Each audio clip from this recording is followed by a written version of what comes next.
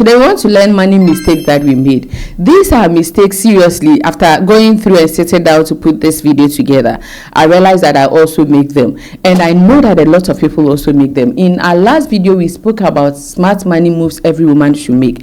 And doing that video gave me this idea, because I think that there are a lot of mistakes that we are making when it comes to money. So that is what we are going to learn today. Let's get right into it. The first mistake I think we make when it comes to money is living paycheck to paycheck. What I mean is that every month, every day, every week, what we make, hand to mouth. The money comes and we are spending it. Sometimes the money has not even come and we have made a decision what to use the money for. The money has finished spiritually even before it got to our hands. And if you really want to make it right there, if you really want to change your financial status, this is something that you should pay attention to. Budget. Do a budget for yourself. Look at the expenses, look at your income, look at your needs, look at your wants. Let 50% go into your needs. Let 20% go into your wants. Let 20% go into saving, and then if you are a religious person, please pay your tithe. But do not live from paycheck to paycheck. No, if you do that, my dear, you are always going to be broke, and you are always going to remain at the same place, and you are always going to will be going to people for please to leave. And that is when we take overdraft. Some of us even take overdraft from the banks, especially government workers. Even before the month ends, we have already spent the money that they are going to give us. And if you do that, my dear, you are always going to remain in debt. So whatever it is, please again, do a budget for yourself. Even if you can't, you don't have that idea, even if you can't write, please do the budget in your head and make sure you stick to it. The next money mistake we made is not having an emergency fund. That is something that I am always passionate about, this emergency fund. And whenever I have the opportunity to talk about money, I talk about it. My dear, get an emergency fund. Get some money that you know that this money is there in case of emergency.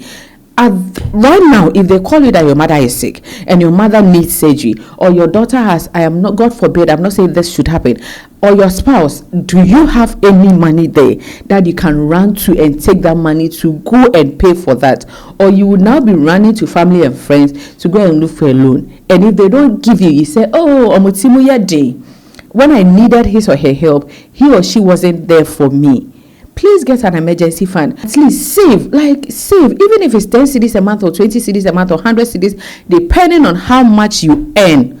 That money is not for clothes, that money is not for rig, that money is not for vacation or vacation. That money is for emergencies. If you want to go for vacation, if you want to buy a car, please open a purposeful account for that and know that, oh, I am saving towards this purpose.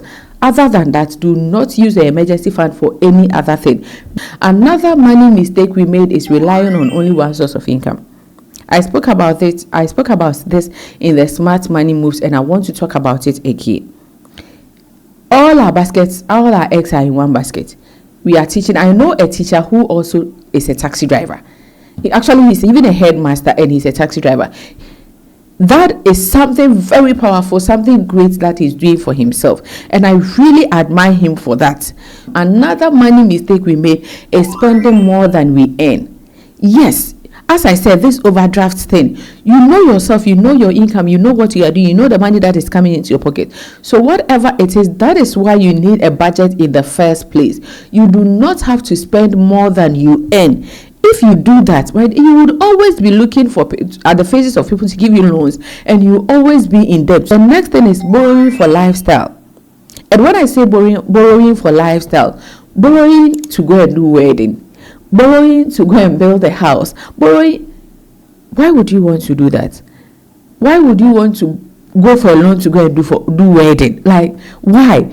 I know someone who went for a loan to do wedding. The marriage has been dissolved, and he's still paying the debts. He's still owing people for the wedding he did. I advised him. He didn't listen. And his life has never been the same. Not positively.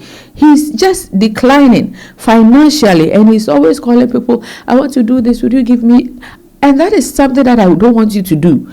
I don't want you to be in debt. I don't want you to always be financially broke. No, you can't do that. As an AM family member, you can't do that. So please, when you want to build a house, you want to buy a land, and you borrow to go and build it. The house, when the money comes in, you are not going to get that money again. You are just investing in it. Even if you get, it is not now. And the person that is giving you the money will not wait for you to finish the house, you give it out for rent before you come and pay his or her money. He or she also needs his or her money. So if you are going for a loan, make sure that you are going for the loan to do a business, and that business is lucrative in such a way that the money that is coming from the business will be able to pay off the loan.